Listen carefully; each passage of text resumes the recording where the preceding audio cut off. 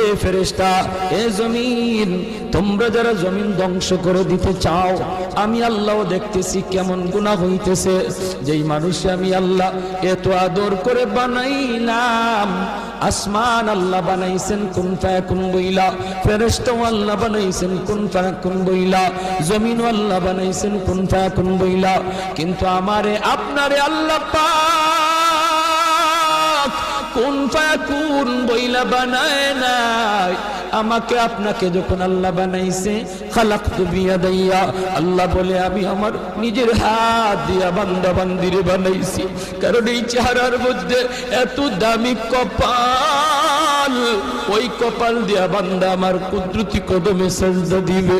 এই কপালটার এত দাম, এই কপাল কুন ফায়াকুন বললে হয় না, এই কপাল ফেরেশতাদের হাতে বানাইলেও হয় না, আমি আল্লাহ নিজের হাতে বানাইছি।